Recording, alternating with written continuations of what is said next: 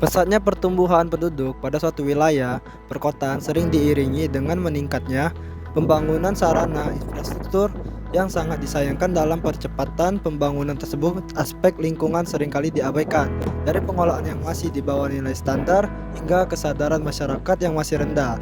Pada akhirnya pencemaran lingkungan sering kali terjadi. Contohnya kasus pencemaran lingkungan salah satu yaitu pencemaran sungai. Semakin banyaknya permukiman seringkali beriringan dengan meningkatnya kegiatan konsumsi masyarakat, otomatis lebih baik yang dihasilkan pun makin tinggi. Sayangnya mayoritas masyarakat tidak sadar akan pentingnya menjaga ekosistem sungai, seringkali membuang limbah ke sungai.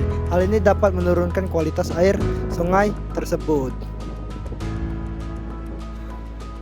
Pentingnya menjaga ekosistem sungai merupakan bentuk upaya menjaga kualitas air. Karena air sangat dibutuhkan untuk berbagai hal, contohnya konsumsi kegiatan rumah tangga dan kebutuhan air tanaman.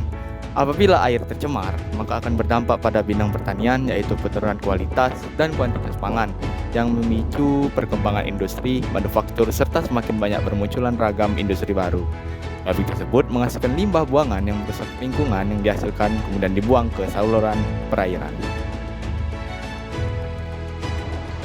Dampak pada lahan pertanian dapat merubah metabolisme tanaman yang banyak menyebabkan penurunan hasil pertanian. Oleh sebab itu, perlu adanya upaya menanggulangi hal tersebut agar menjaga kelangsungan hidup. Salah satu langkah yang dapat dilakukan secara sederhana untuk tetap bermanfaat pencemaran ini adalah dengan remediasi tanah.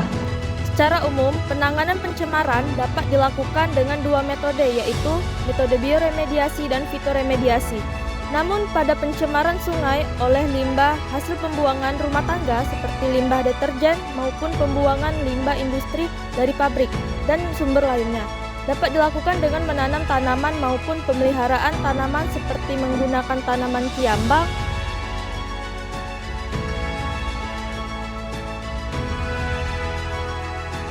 eceng gondok, dan kayu apu.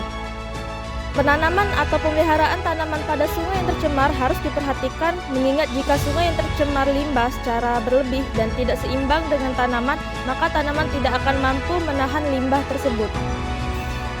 Penanganan pencemaran dengan metode fitoremediasi ini dilakukan sebagai upaya penggunaan tanaman dan bagiannya untuk dekontaminasi limbah dan masalah pencemaran lingkungan, baik secara ex situ dengan menggunakan kolam maupun in situ secara langsung di lapangan. Nah, dilakukan kegiatan fitoremediasi ini karena sifat dari tanaman mampu menyerap partikel-partikel pencemaran seperti logam berat. Tanaman tersebut juga memiliki tingkat resistensi yang tinggi dalam polutan. Tanaman mampu tumbuh dengan cepat dalam kondisi lingkungan toksik serta berfungsi sebagai akumulator. Secara langsung, tanaman ini pun bisa menambah nilai estetika dengan memperindah lingkungan.